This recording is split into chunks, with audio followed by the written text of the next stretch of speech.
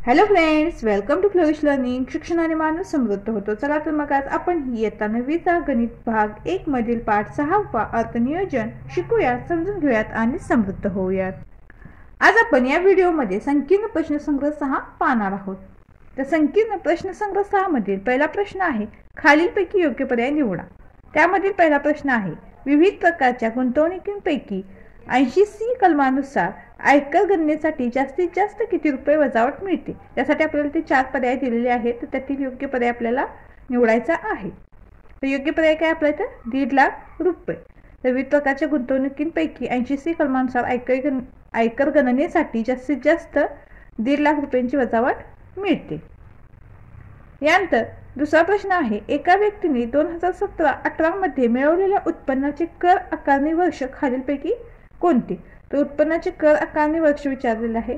तर 17-18 मध्ये मिळवलेल्या उत्पन्नाचे म्हणून काय होईल, ते कर आकारणी वर्ष कोणते असेल 2018-19, म्हणजेच काय पर्याय बी. पहिल्या प्रश्नामध्ये पर्याय ए आहे, दुसऱ्या प्रश्नामध्ये पर्याय बी आहे. आता हे पर्यायी प्रश्नांची तुम्ही डायरेक्ट उत्तर लिहिलं तरी चालेल. यानंतर दुसरं उदाहरण आहे, श्री शेखर उत्पन्नाच्या 60% खर्च करतात. त्यानंतर उरलेले उत्पन्नातून 300 रुपये अनाथाश्रमाला देणगी देतात. तेव्हा त्यांच्याकडे 3200 रुपये उरतात. तर त्यांचे उत्पन्न काढा. तर दिलेल्या माहितीवरून शेखर यांचे उत्पन्न आपण 100 रुपये आहे असे मानू. शेखर त्यांच्या उत्पन्नाच्या 60% खर्च करतात, म्हणून शेखर यांचा खर्च काय होईल, तर x गुणिले 60%, म्हणजेच काय 60/100. तर ते काय होईल, शून्याला शून्य निघून जाईल. बरोबर काय होईल, आता आपण याला सोपं रूप देऊयात. काय होईल बेटिक 6 आणि 2 पंचे 10, म्हणजेच काय होईल 3 गुणिले x 3x/5 रुपये. आपण याला सोपं रूप दिलेलं आहे. शून्याला शून्य गेला, नंतर 2 याला भाग दिला. बेटिक 6 आणि 2 पंचे 10, 3 गुणिले x 3x आणि छेदामध्ये 5 आहेत तशी. शेखर यांनी अनाथाश्रमाला दिलेली देणगी 300 रुपयाची जी देणगी दिलेली आहे, तो सुद्धा काय एक प्रकारे खर्चच आहे. म्हणून उत्पन्नाचा खर्च बरोबर शिल्लक हे आपलं काय सूत्र आहे. आता मग सूत्रामध्ये हे किमती ठेवून हे उदाहरण सोडूयात. मग काय होईल, x वजा खर्च किती आहे, तर 3x/5 अधिक 300 बरोबर काय आहे, त्यांचं शिल्लक किती आहे 3200. आता इथे काय होईल पहा, इथे छेदामध्ये काय आहे तर 5 आहे. तर आपल्याला काय करायचं, 5 हे घालवायचं आहे. म्हणून आपण काय केलं, तर दोन्ही बाजून आपण काय करूयात 5 ने गुणूयात. म्हणजे काय होईल, 5 गुणिले x आपल्याला 5x मिळेल.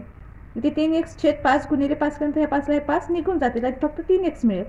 आणि 300 गुणिले 5 काय होईल 1500 होईल. त्यानंतर हे वजा चिन्ह आहे तसं होईल. पण इथे काय होईल, इथे बाहेर चिन्ह वजा आहे, इथे अधिक आहे. म्हणून काय होईल, वजा अधिक वजाचं चिन्ह येईल. इथे कंसामध्ये जे धन चिन्ह आहे ते बदलून इथे ऋण चिन्ह येईल.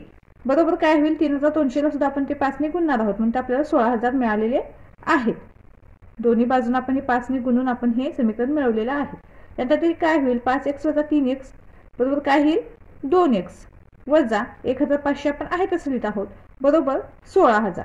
म्हणून 2x बरोबर काय होईल 16000 अधिक हे ऋण आहे तिकडे आता काय होतील धन होतील अधिक 1500.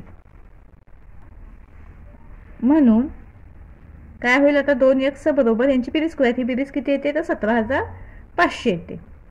म्हणून x बरोबर काय होईल 17500 भागिले 2.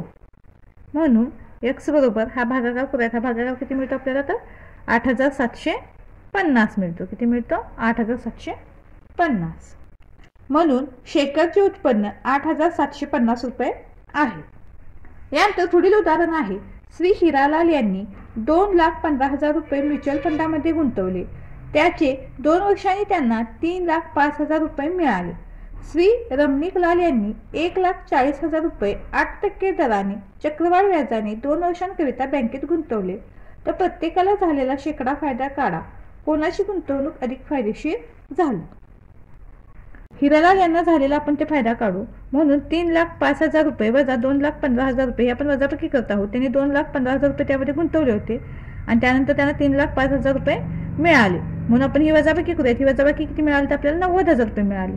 म्हणजे हिरालाल यांना 90,000 रुपये फायदा झाला.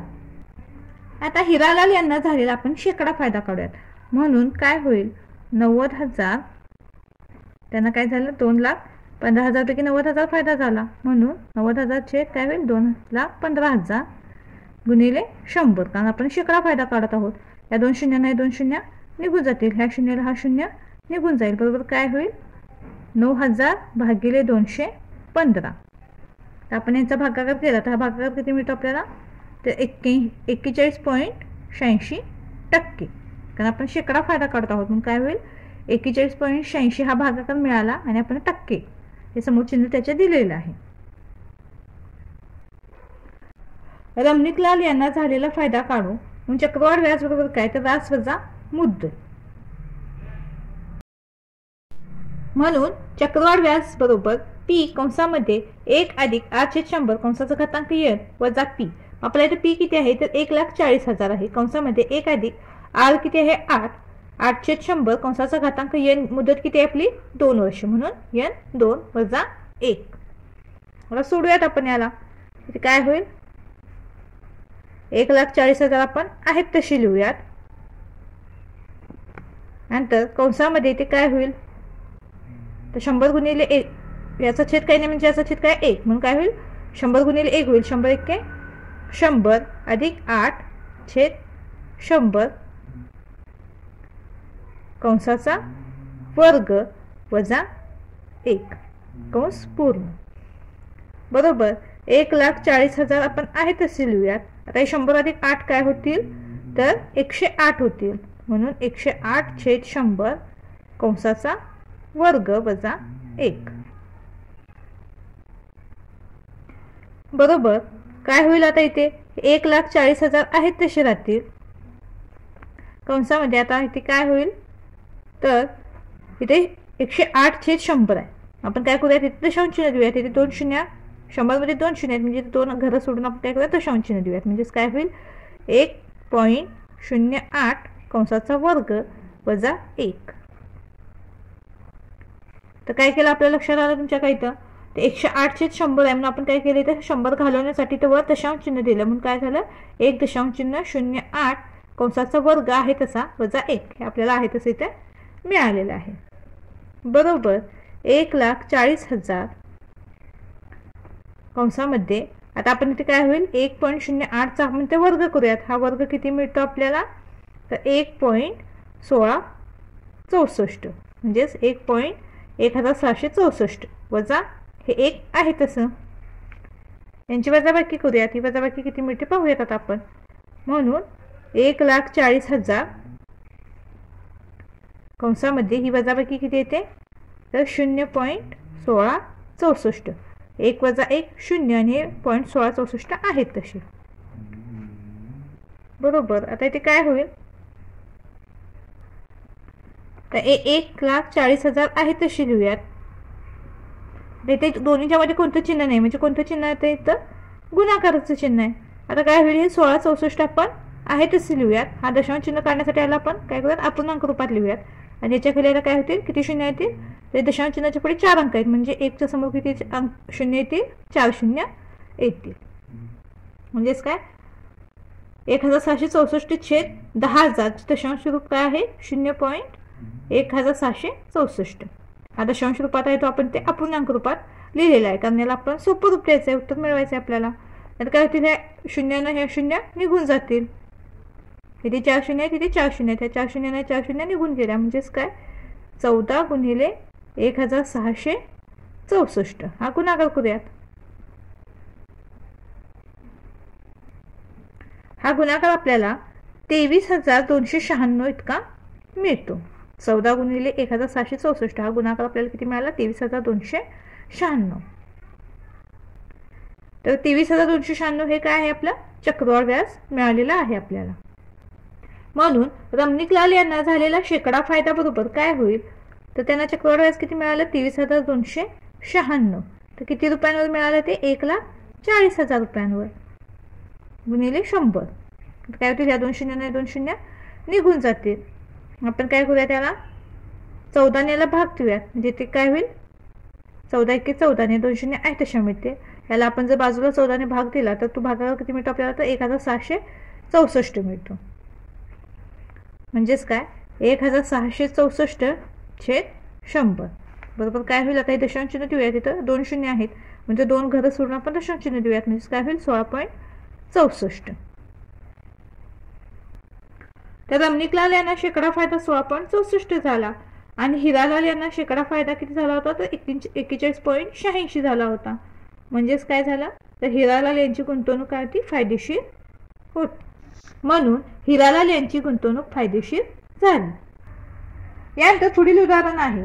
एका बचत खात्यामध्ये वर्षाच्या सुरुवातीला 24,000 रुपये होते. त्यामध्ये 56,000 रुपयांची भर घातली व ती सर्व रक्कम 7.5% दराने चक्रवाढ व्याजाने बँकेत गुंतवली. तर 3 वर्षानंतर एकूण किती रक्कम परत मिळेल. तर दिलेल्या माहितीनुसार बचत खात्यामध्ये वर्षाच्या सुरुवातीला 24,000 रुपये होते. त्यामध्ये 56,000 रुपयांची भर टाकली. म्हणून आता बचत खात्यातील एकूण रक्कम किती असेल तर 24,000 अधिक 56,000 यांची आपण इथे काय करूयात बेरीज करूयात. ही बेरीज किती मिळते आपल्याला तर 80,000 रुपये. 80,000 रुपये म्हणजे बचत खात्यातील एकूण रक्कम किती आहे 80,000 रुपये आहे. रास बरोबर मुद्दल अधिक व्याज म्हणून पी कंसामध्ये 1 अधिक 8/100 कंसाचा घातांक n बरोबर काय होईल 80,000 कंसामध्ये 1 अधिक 7.5/100 कंसाचा घातांक n म्हणजेच काय 3 होईल. बरोबर 80,000 आहे तशी लिहूयात. कंसामध्ये काय होईल आता इथे 1 अधिक आता इथे दशांश आपल्याला तर काढायचं आहे म्हणजेच काय होईल हे 75 लिहूयात आणि ते 100 आहे तिथे काय होईल इथे एक अंक सोडून दशांश नाही म्हणजे काय होईल ते 1 0 खाली लिहावा लागेल म्हणजे 100 आहे तिथे काय होतील 1000 होतील कंसाचा घातांक 3. आता याला आपण सोपं रूप देऊया. तिथे काय होईल 25 त्रिक 75 आणि 25 चौक 100 म्हणजे आणि हा 0 इथे आहे तसा म्हणजे 340 मिळेल. म्हणजेच काय होईल 80,000 आहे तसे कंसामध्ये 1 अधिक 340 कंसाचा घातांक 3. तर 340 कसा लक्षात आला आपण इथे सोपं रूप देऊन हे लिहिलेलं आहे. बरोबर हे 80,000 आहे तसे राहतील. आता त्या 1चा छेद काही नाही म्हणजे काय असतो 1 असतो. त्याचा तिरका गुणाकार होईल म्हणून काय होईल 40 एक्के 40 अधिक 3 छेदामध्ये 40 आहेत तसे कंसाचा घातांक 3. बरोबर 80,000 आता हे काय होतील 40 अधिक 3 43/40 कंसाचा घातांक 3. बरोबर 80,000 आपण आहे तसे लिहूयात.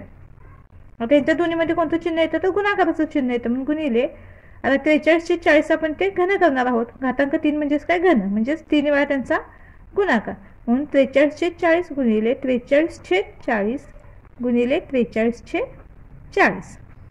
आता आपण काय करूया त्याला सोपं रूप देऊयात. काय होईल या 3 शून्यांना येतील ह्या 3 शून्य आपण ते घालूयात. इथे काय होईल आता इथे 4 ने भाग देऊयात. 4 एक्के 4 4 दुनी 8 आणि हा 0 आहे तसा म्हणजे 20 चौक 80. पुन्हा 4 एक्के 4 4 पंचे 20 4च्या पाड्यामध्ये 20 ही संख्या येते म्हणून 4 पंचे 20. पुन्हा काय करूयात या 4 ने 4 एक्के 4 या 5ला भाग देऊयात. हा भाग कितीचा बसतो 4 एक्के 4 1 उरेल. त्यानंतर आपण दशांश चिन्ह घेऊन तो 0 घेऊयात आणि काय होईल 4 दुनी 8 पुन्हा 2 उरतील 4 पंचे 20. तुम्ही बाजूला हवा असेल तर तो भागाकार करून पाहू शकता. म्हणून इथे काय उरलं आपलं 1.25 गुणिले 43 गुणिले 43 गुणिले 43. बरोबर हे 1.25 आहे तशी लिहूयात. तर बाजूला आपण 43 गुणिले 43 गुणिले 43 हा गुणाकार करून पाहिला तर तो गुणाकार किती मिळतो आपल्याला तर 79,507. काय मिळाला तो गुणाकार 79,507. आता आपण पुन्हा बाजूला 1.25 गुणिले 79,507 हा गुणाकार करून पाहूयात. हा गुणाकार किती मिळतो आपल्याला तर 99,383.75. 99,383.75. म्हणून 3 वर्षानंतर बचत खात्यामधून 99,383.75 रुपये इतकी रक्कम परत मिळेल.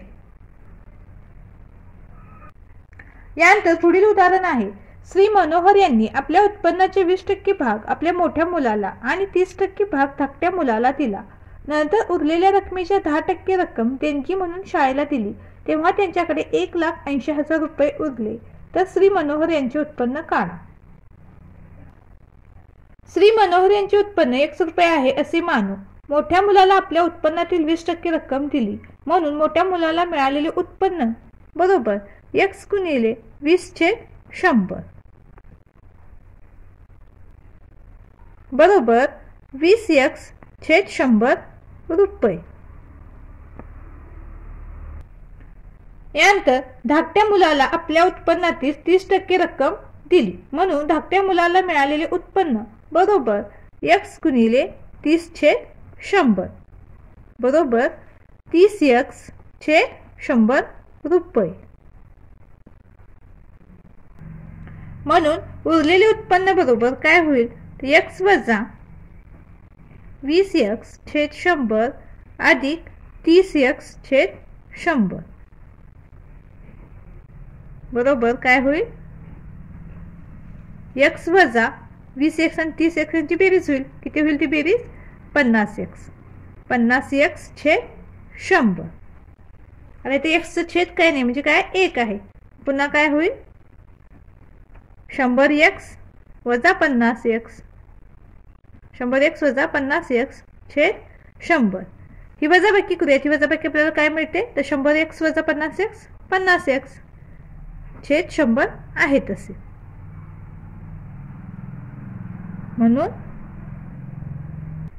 म्हणून उरलेले उत्पन्न 50x/100 रुपये.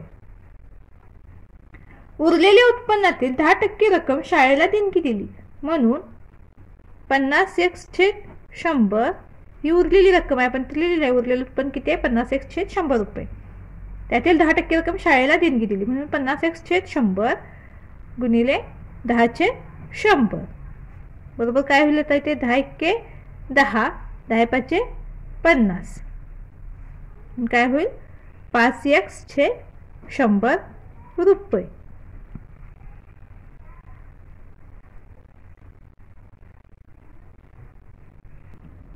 उत्पन्न वजा खर्च बरोबर शिल्लक हे आपलं काय सूत्र आहे. म्हणून काय होईल, आता सूत्रामध्ये ते किमती ठेवूयात. म्हणून x वजा 20x/100 अधिक 30x/100 अधिक 5x/100 बरोबर 1,80,000. म्हणून काय होईल, x वजा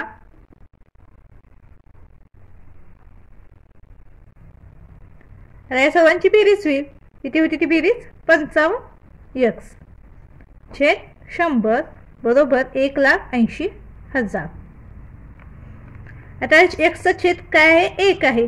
x चा छेद काय नाही म्हणजे 1 आहे. आता याचा तिरकस गुणाकार होईल, म्हणून 100x वजा 55x छेदामध्ये 100 आहेत तसे बरोबर 1,80,000. 100x वजा 55x ही वजाबाकी करूया. ती वजाबाकी किती मिळते आपल्याला, 45x. 45x/100 बरोबर 1,80,000. म्हणून 45x बरोबर 1,80,000 गुणिले 100.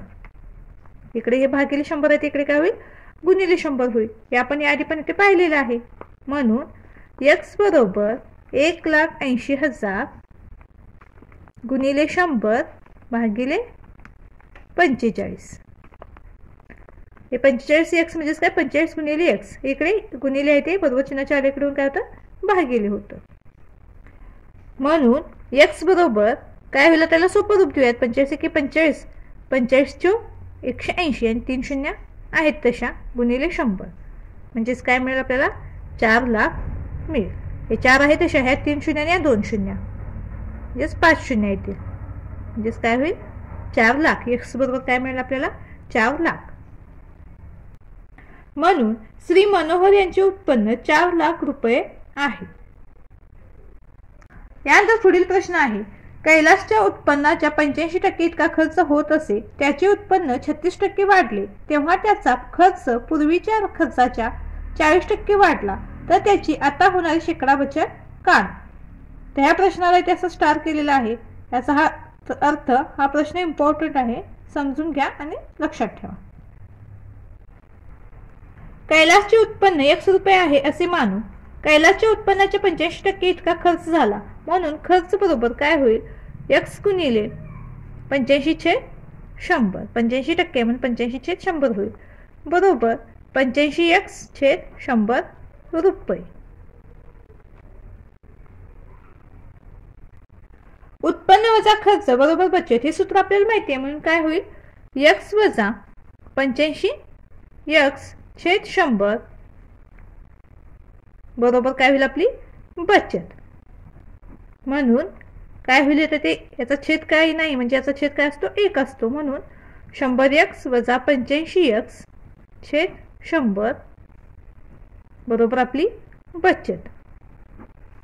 म्हणून 100x वजा 85x ही वजाबाकी किती मिळते आपल्याला 15x, म्हणून बचत बरोबर काय मिळेल 15x/100. आपण ते फक्त बाजूंच्या आदला बदल केलेली आहे. बचत बरोबर 100x वजा 85x 15x/100 आहे तसे लिहिले आपण. कैलासचे उत्पन्न 36% ने वाढले, म्हणून कैलासचे वाढलेले उत्पन्न बरोबर x अधिक x गुणिले 36/100 बरोबर काय होईल x अधिक 36x/100 बरोबर काय होईल, आता याचा छेद काही नाही म्हणजे 1 आहे, आता याचा तिरकस गुणाकार होईल, म्हणून 100x अधिक 36x/100 बरोबर 100x आणि 36x बेरीज होईल, काय होईल ती बेरीज 136x/100. म्हणून कैलासचे वाढलेले उत्पन्न बरोबर काय आहे 136x/100 रुपये. कैलासचा खर्च 40% वाढला, म्हणून कैलासचा वाढलेला खर्च बरोबर 85x/100 अधिक 85x/100 गुणिले 40/100 बरोबर. आता इथे काय होईल, हे 85x/100 आहे तसे राहतील, अधिक त्याला सोपं रूप देऊया, हा शून्याला हा शून्य निघून गेला, काय होईल 2 दुनी 4 2 पंचे 10 पुन्हा 5 एके 5 17 5 85 पाडे येतात आपल्याला, हे x आहे तसे, मग 17 दुनी काय होईल ते 34x आणि हे छेद 100 आहे तसे बरोबर काय होईल. आता 85x आणि 34x ची बेरीज करूया, ती बेरीज किती मिळते आपल्याला 119x/100 रुपये. म्हणून कैलासचा वाढलेला खर्च काय आहे 119x/100 रुपये. कैलासची आत्ताची बचत बरोबर उत्पन्न वजा खर्च, म्हणून 136x/100 वजा 119x/100 ही वजाबाकी करूया, ही वजाबाकी काय मिळते आपल्याला 17x/100 रुपये. म्हणून कैलासची शेकडा बचत बरोबर 17x/100 अधिक 136x/100 गुणिले 100 बरोबर काय होईल, बरोबर हे 17x/100 आहे तसे राहतील. आता इथे काय होईल उलटून गुणाकार होईल, म्हणून 100/136x गुणिले हे 100 आहेत तसे बरोबर. आता काय होतील ह्या 100ला हे 100 निघून जातील, 17चा पाडा येतो आपल्याला 17 एके 17 17 8 136 बरोबर काय होईल 100 भागिले 8 होईल. हा भागाकार करूयात, हा भागाकार किती मिळतो आपल्याला 12.5 मिळतो, म्हणजेच काय 12.5%. कैलासची शेकडा बचत काढलेली आपण किती मिळाली आपल्याला 12.5%. म्हणून कैलासची आता होणारी शेकडा बचत 12.5 आहे. यानंतर पुढील उदाहरण आहे, रमेश सुरेश आणि प्रीती या तिघांचेही एकूण वार्षिक उत्पन्न 8,07,000 रुपये आहे. ते तिघे आपल्या उत्पन्नाच्या अनुक्रमे 75%, 80% आणि 90% भाग खर्च करतात. जर त्यांच्या बचतींचे गुणोत्तर 16, 17, 12 असे असेल तर प्रत्येकाची वार्षिक बचत काढा. तर ह्या प्रश्नाला सुद्धा इथे असं स्टार केलेला आहे, याचा अर्थ हा प्रश्न महत्त्वाचा आहे, परीक्षेत बऱ्याच वेळा विचारला गेलेला आहे. तर हा प्रश्न तुम्ही नीट समजून घ्या आणि लक्षात ठेवा. तर उदाहरणात दिलेल्या माहितीवरून रमेशचे वार्षिक उत्पन्न A रुपये, सुरेशचे B रुपये व प्रीतीचे C रुपये आहे असे आपण ते मानू. म्हणून A अधिक B अधिक C बरोबर 8,07,000 रुपये. याला आपण तर समीकरण 1 असं देऊयात. त्यांच्या बचतीचं गुणोत्तर 16, 17, 12 आहे. त्यांची बचत आपण ती x रुपये मानूयात. म्हणून त्यांची बचत अनुक्रमे आपल्याला काय मिळेल तर 16x, 17x व 12x मिळेल. रमेश त्याच्या उत्पन्नाच्या 75% रक्कम खर्च करतो. उत्पन्न वजा खर्च बरोबर बचत हे सूत्र आपल्याला माहिती आहे. म्हणून काय होईल आता इथे a वजा a गुणिले 75/100 बरोबर 16x. त्यांची बचत आपण त्या अनुक्रमे 16x मानलेली आहे. म्हणजे रमेशची काय आहे 16x आहे. नंतर सुरेशची काय होईल 17x आणि प्रीतीची 12x आहे. म्हणून काय होईल आता आपण ते काय करूयात याचा एचा काय छेद काही नाही म्हणजे छेद काय असतो याचा 1 असतो. याचा गुणाकार करूयात. म्हणून काय होईल ते 100a वजा 75 गुणिले 75a छेद 100 आहे तसा बरोबर 16x. म्हणून 100a वजा 75a काय होईल वजाबाकी ही 25a बरोबर हे 16x आहे तसे राहतील आणि भागिले 100 आहे तिकडे काय होतील गुणिले 100 होतील.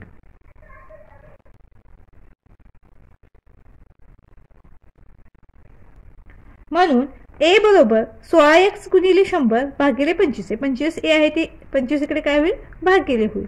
म्हणून a बरोबर काय होईल 25 एके 25, 25 चौक 100, 16 गुणिले 4, 16 चौक काय होईल 64x. म्हणजे a बरोबर आपल्याला काय मिळेल 64x मिळेल. यानंतर सुरेश त्याच्या उत्पन्नाच्या 80% रक्कम खर्च करतो. म्हणून इथे सुद्धा काय होईल उत्पन्न वजा खर्च बरोबर बचत हे सूत्र आपण ते वापरणार आहोत. म्हणून b वजा b गुणिले 80/100 आणि सुरेशचं जे उत्पन्न आहे ते आपण b रुपये मानलेलं आहे. म्हणून b वजा b गुणिले 80/100 बरोबर 17x. त्याची बचत किती आहे 17x. म्हणून याची सुद्धा काय होईल त्यात याचा छेद काय नाही म्हणजे छेद 1 आहे. म्हणून काय होईल 100b वजा 80 गुणिले b 80b छेद 100 बरोबर 17x. म्हणून 100b वजा 80b 20b बरोबर 17x गुणिले हे भागिले 100 आहे तिकडे गुणिले 100 होईल. म्हणून b बरोबर 17x गुणिले 100 भागिले 20 हे गुणिले 20 आहे तिकडे भागिले 20 होतील. म्हणून b बरोबर काय होईल आता शून्याला शून्य निघून जाईल. बेके बे बे पंचे 10, 17 पाचा 17चा पाडा आहे आपल्याला 17 पाचे 85 म्हणून 85x. बी बरोबर काय मिळेल आपल्याला 85x. यानंतर प्रीती तिच्या उत्पन्नाच्या 90% रक्कम खर्च करते. इथे सुद्धा आपण उत्पन्न वजा खर्च बरोबर बचत हे सूत्र इथे वापरूया. आता प्रीतीचं उत्पन्न आपण सी मानलेलं आहे. म्हणून काय होईल सी वजा सी गुणिले 90/100 बरोबर 12x. आता इथे सुद्धा काय होईल याचा छेद काही नाही छेद 1 असतो. म्हणून काय होईल 100c वजा 90c छेद 100 बरोबर 12x. तर काय होईल 100c वजा 90c काय मिळेल आपल्याला 10c बरोबर 12x गुणिले 100 हे भागिले 100 आहे ते आपण इकडे गुणिले 100 केलं. म्हणून c बरोबर 12x गुणिले 100 भागिले 10 हे 10 गुणिले तिकडे भागिले होतील. म्हणून c बरोबर काय होईल 10 एके 10, 10 10 100. म्हणून c बरोबर काय होईल 12 10 120x.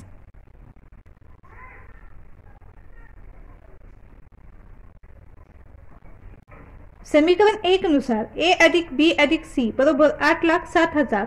म्हणून आता a ची किंमत आपल्याला काय मिळाली 64x अधिक b ची काय मिळाली 85x अधिक c ची काय मिळाली 120x बरोबर 8,07,000. आता तिन्हीची बेरीज करूया. ती बेरीज किती मिळते आपल्याला तर 269x. 269x बरोबर 8,07,000. म्हणून x बरोबर काय होईल 8,07,000 भागिले काय होईल हे 269. हे 269 तर x ला गुणिले इकडे काय होतील भागिले होतील.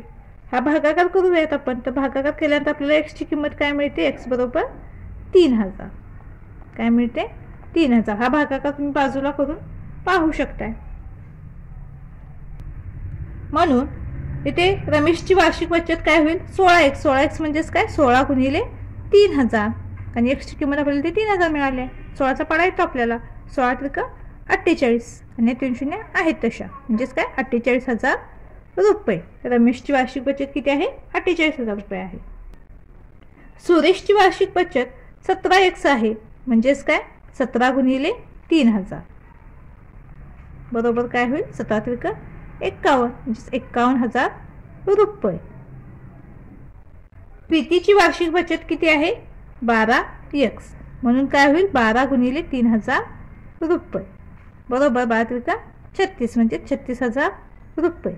तर प्रीतीची वार्षिक बचत किती आहे? 36,000 रुपये आहे. तर रमेशची 48,000, सुरेशची 51,000 आणि प्रीतीची 36,000 अशी वार्षिक बचत आहे. उदाहरण थोडंसं मोठं आहे, पण तुम्ही स्टेप बाय स्टेप ते समजून घ्या आणि लक्षात ठेवा.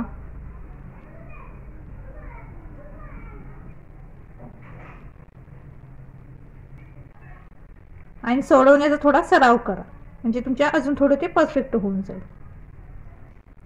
तर प्रत्येक वेळी कमीत कमी वेळ तुम्हाला समजेल असं स्पष्ट भाषेत व्हिडिओ बनवण्याचा मी पूर्णपणे प्रयत्न करत असते.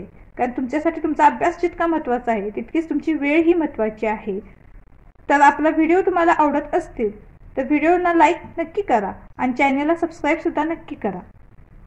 यानंतर पुढील प्रश्न आहे, खालील व्यक्तींचे देय आयकराचे गणन करा. यामध्ये आपल्याला 3 उपप्रश्न दिलेले आहेत.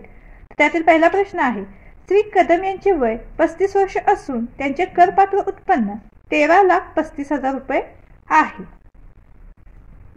तर श्री कदम यांचे वय 35 वर्ष असून त्यांचे करपात्र उत्पन्न 13,35,000 रुपये आहे, म्हणजेच त्यांचे उत्पन्न 10 लाखांपेक्षा अधिक आहे. म्हणून काय होईल? तर 13,35,000 वजा काय होतील? 10 लाख होतील बरोबर. ही वजाबाकी आपल्याला किती मिळेल? तर 3,35,000 रुपये इतकी मिळेल. सारणीनुसार आयकर काय होईल? तर 1,12,500 अधिक 30%, म्हणजेच काय? तर करपात्र उत्पन्न वजा 10 लाख यावर 30%. तर करपात्र जे उत्पन्न आहे वजा हे 10 लाख त्यावर 30%, म्हणजेच काय होईल?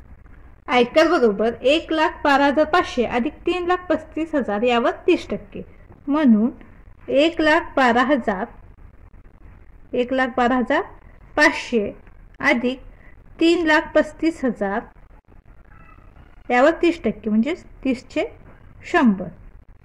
तर काय होतील?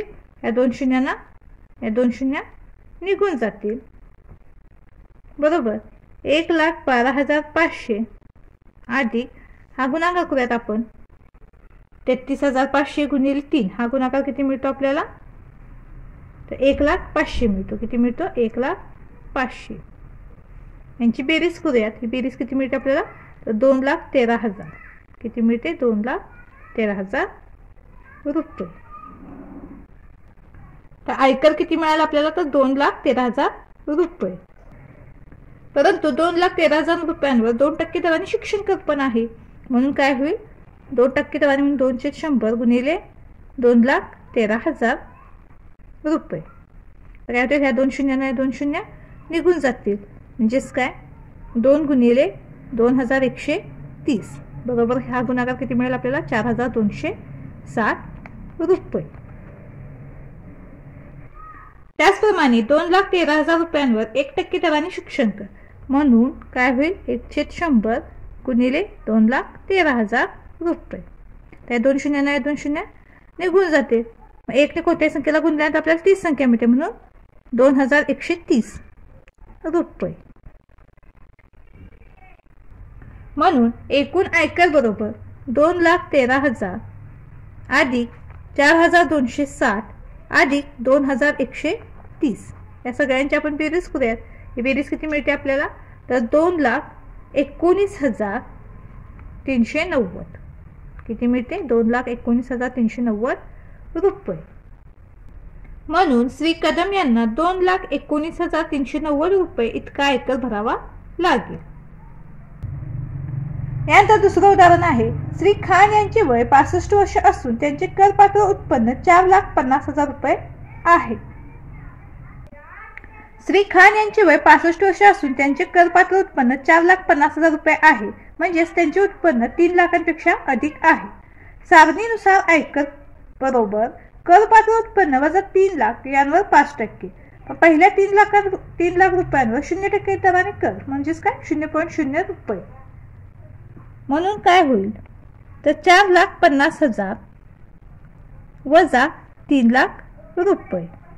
ही वजाबाकी करूयात. वजाबाकी केल्यानंतर आपल्याला उत्तर काय मिळतं तर 1,50,000 रुपये. आयकर बरोबर 1,50,000 रुपयांवर 5%. म्हणून 1,50,000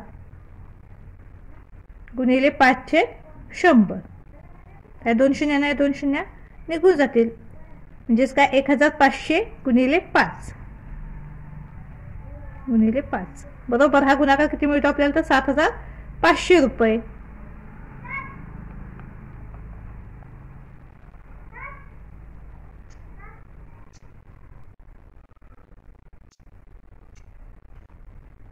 ₹7,500 2% दराने शिक्षण कर म्हणून काय होईल 7,500 गुणिले 2/100. त्या 2 शून्य नाही 2 शून्य निघून जातील. म्हणजेच काय 75 गुणिले 2 बरोबर 75 गुणिले किती 150 म्हणजेच 150 रुपये. त्याचप्रमाणे 7,500 रुपयांवर 1% दराने शिक्षण कर म्हणून काय होणार तर 7,500 गुणिले 1/100. या 2 शून्य नाही 2 शून्य निघून गेल्या. 75 1 75 रुपये. म्हणून एकूण आयकर बरोबर 7,500 अधिक 150 अधिक 75 बरोबर. यांची बेरीज करूयात. आता ही बेरीज किती मिळते आपल्याला तर 7,725 रुपये. म्हणून श्री खान यांना 7,725 रुपये इतका आयकर भरावा लागेल. यानंतर तिसरं उदाहरण आहे. कुमारी वर्षा वय 26 वर्ष यांचे करपात्र उत्पन्न 2,30,000 रुपये आहे.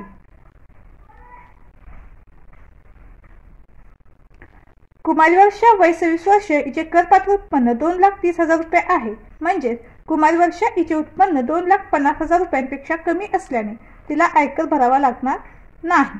तर अशा पद्धतीने आपला सवाल पूर्ण झालेला आहे. व्हिडिओ आवडल्यास चॅनलला लाईक शेअर सबस्क्राईब नक्की करा आणि हो कमेंट सुद्धा नक्की करा. धन्यवाद.